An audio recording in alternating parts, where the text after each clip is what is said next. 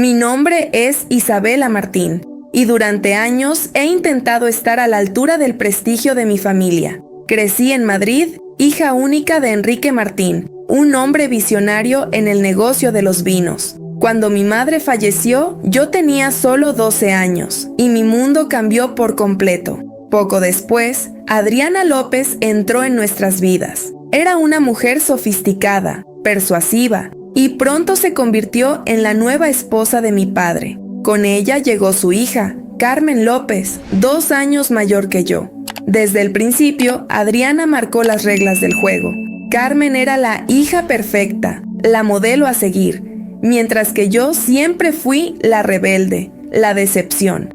Aunque mis esfuerzos me llevaron a estudiar arquitectura en la prestigiosa Universidad Politécnica de Madrid, nada de lo que hacía era suficiente para ganarme su aprobación. Mi padre, aunque cariñoso, era manipulable y prefería mantener la armonía familiar, incluso a costa de ignorar mis logros y relegarme a un segundo plano. Todo cambió en una fría tarde de invierno en Madrid.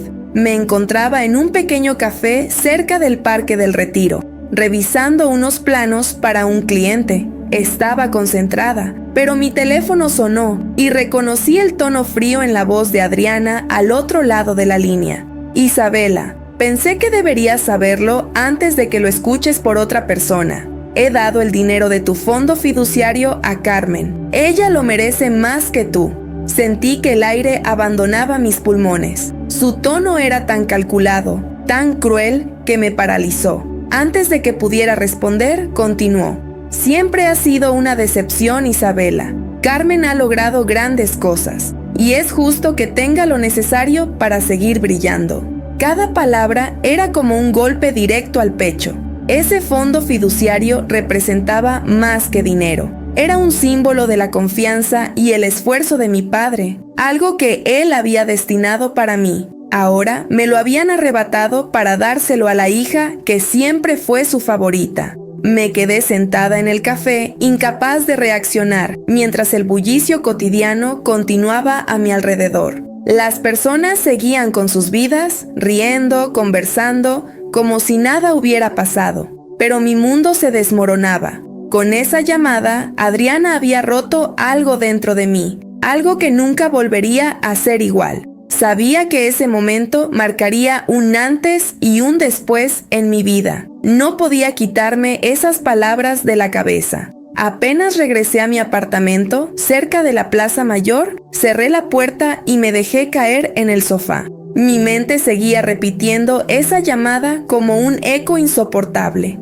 Carmen lo merece más que tú, había dicho Adriana, y su voz seguía perforándome el pecho. Pero no podía quedarme paralizada. Había algo en esa decisión que no encajaba, algo que debía descubrir. Fui directamente al pequeño escritorio donde guardaba viejos documentos. Entre papeles desordenados encontré lo que buscaba, los registros del fondo fiduciario que mi padre había creado para mí. Era la suma que habíamos discutido juntos cuando, años atrás, soñábamos con abrir mi propio estudio de arquitectura en Barcelona. Mi corazón se aceleró al ver las cifras. No había rastro del dinero. La cuenta, antes llena de posibilidades, ahora estaba vacía. Mi enojo comenzó a crecer. Marqué el número de Adriana 1, 2, 3 veces, pero ella no respondió. En lugar de eso, le envié un mensaje.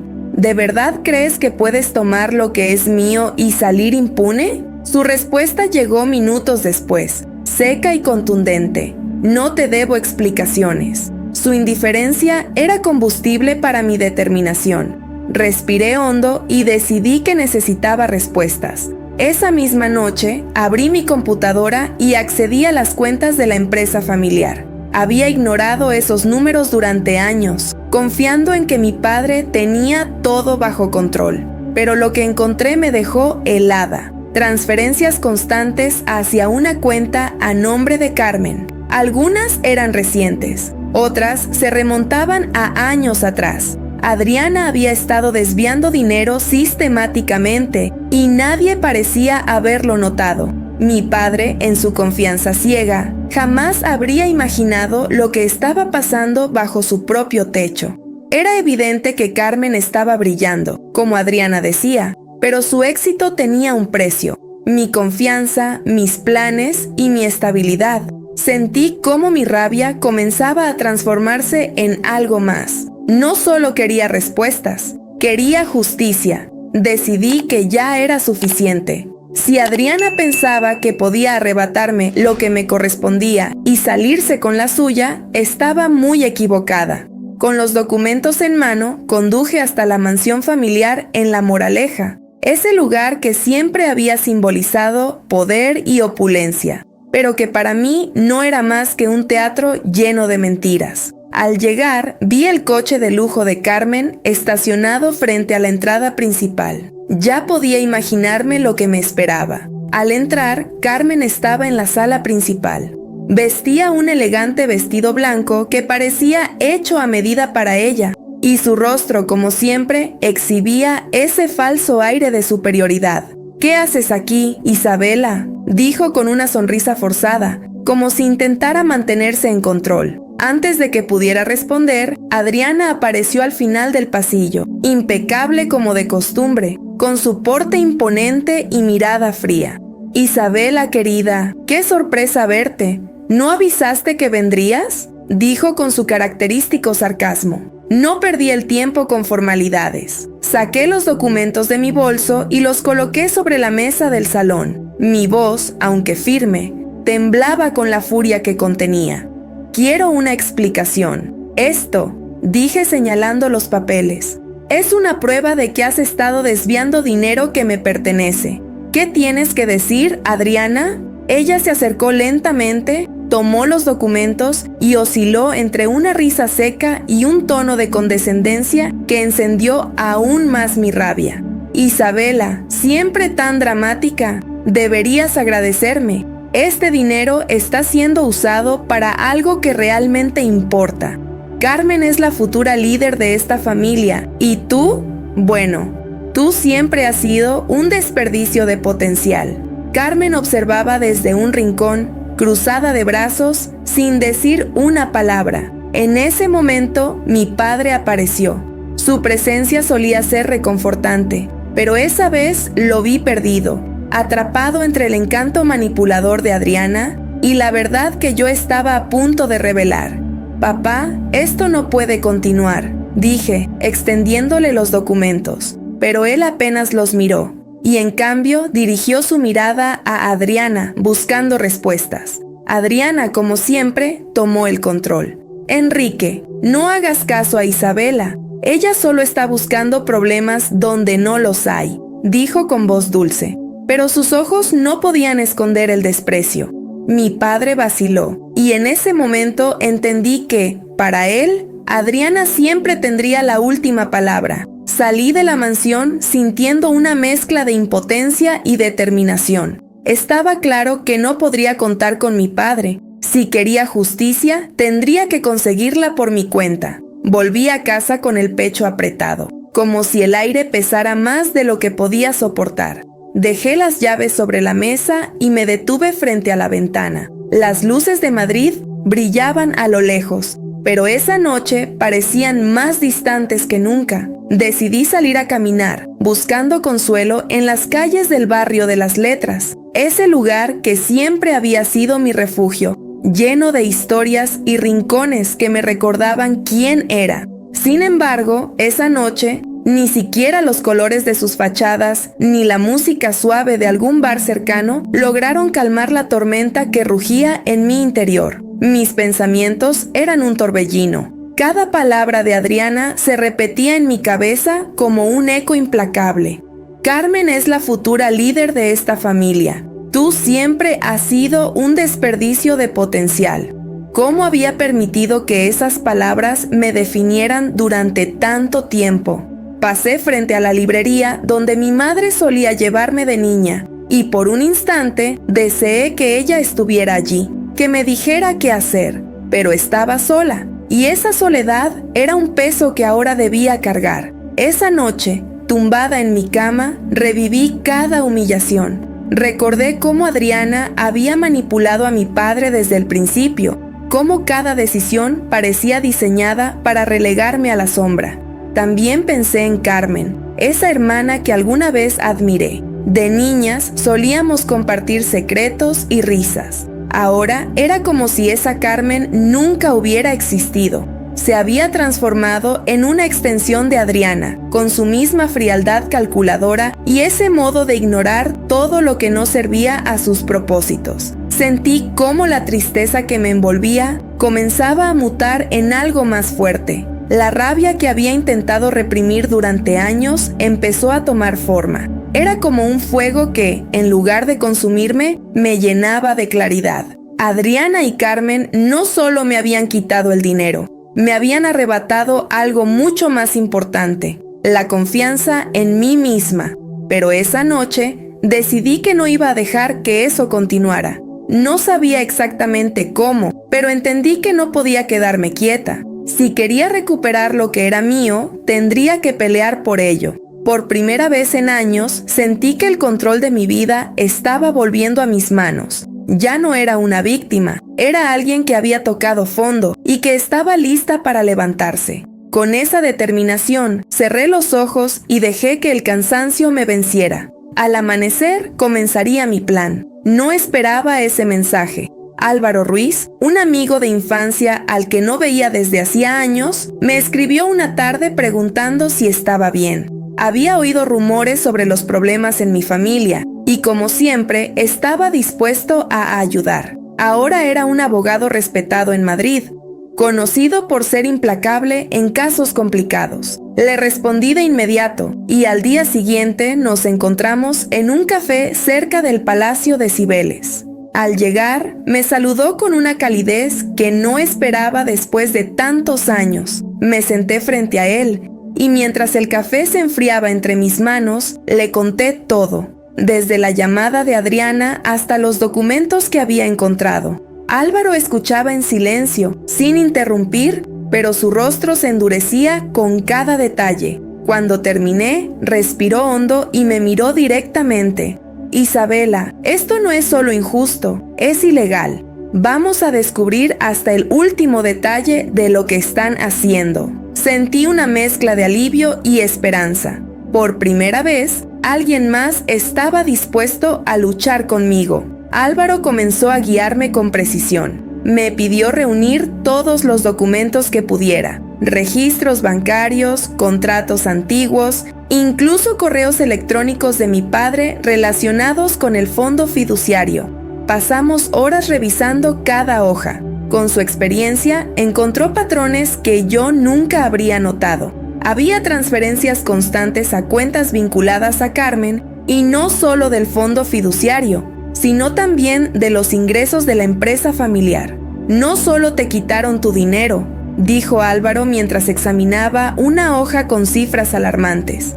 Han estado drenando la empresa de tu padre durante años, y él no tiene idea de lo que está pasando. Su tono era serio, pero había algo más: determinación. Propuso contratar un auditor forense para rastrear todas las transacciones y reunir pruebas contundentes. La seguridad de Álvaro me dio fuerzas para continuar. Durante años había sentido que luchaba sola, pero ahora tenía un aliado que no solo compartía mi indignación, sino que también tenía las herramientas necesarias para desmantelar sus mentiras. Algo en mí despertó. Esta no era solo una pelea por dinero, era por recuperar mi dignidad.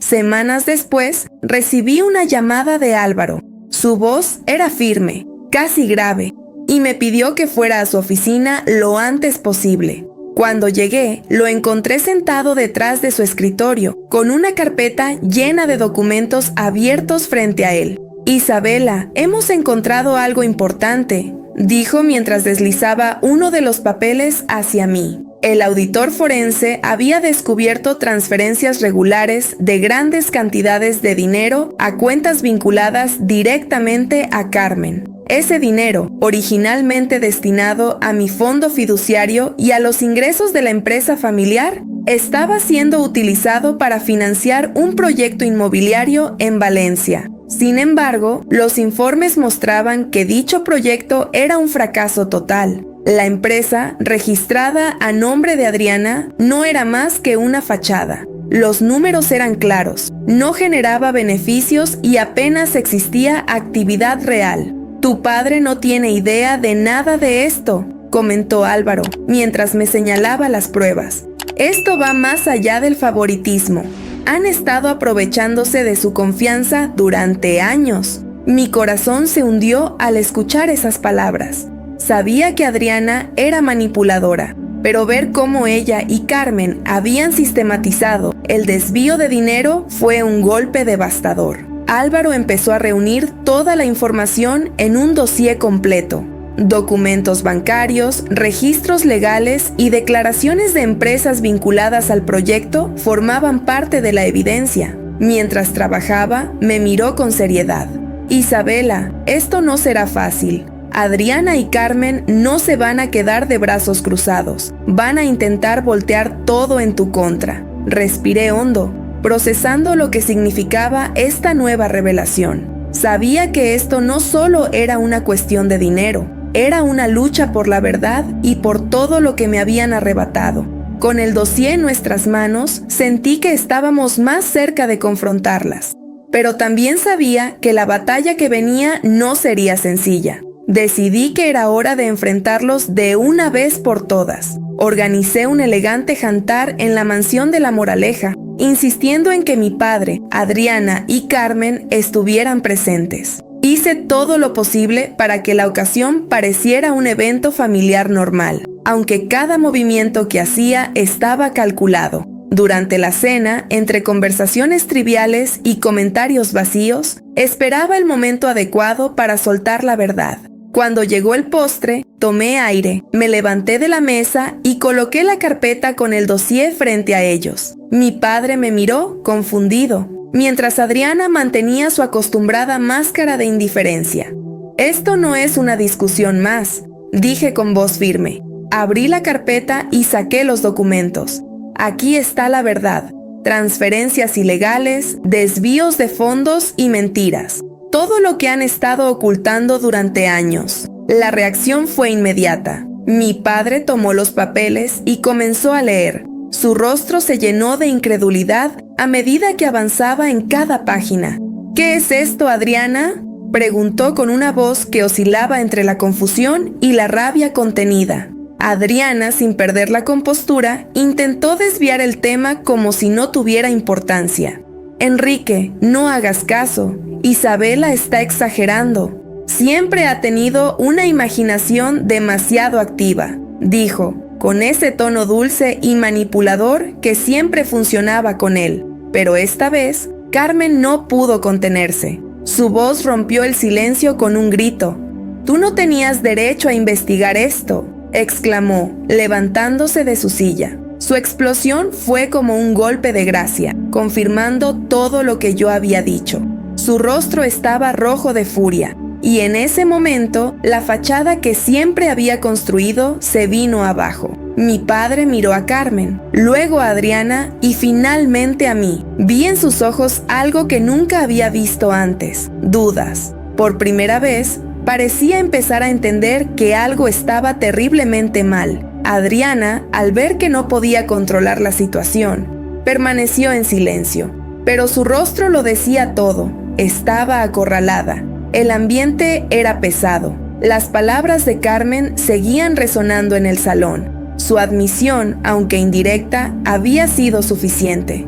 Por primera vez, sentí que la verdad estaba a mi favor. Aunque sabía que esto no era el final, era el comienzo de su caída. Meses después de aquel enfrentamiento en la mansión, mi vida tomó un rumbo completamente diferente. Dejé atrás Madrid y todo lo que representaba para mí, tanto las heridas como los recuerdos de una familia rota. Me mudé a Barcelona, una ciudad que siempre había soñado conquistar, y con la parte de la herencia que logré recuperar, finalmente abrí mi propio estudio de arquitectura en el corazón de El Born. El proceso no fue sencillo. Adriana y Carmen enfrentaron procesos legales que terminaron por alejarlas de la administración de la empresa de mi padre. Los tribunales no solo expusieron sus actos fraudulentos, sino que también demostraron hasta qué punto habían manipulado a todos a su alrededor. Mi padre, golpeado por la realidad, decidió tomar las riendas de su vida y su negocio nuevamente.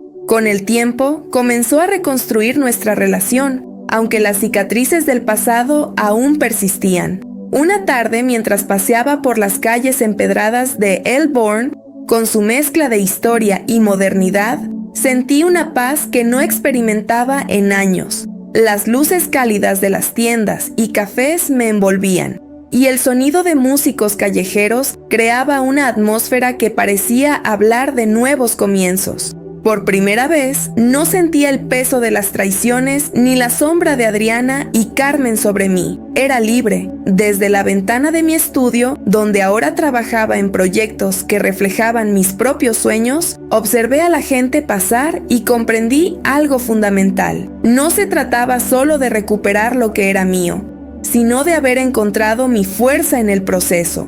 Perderlo todo había sido doloroso, pero me enseñó a luchar, a resistir y sobre todo a creer en mí misma.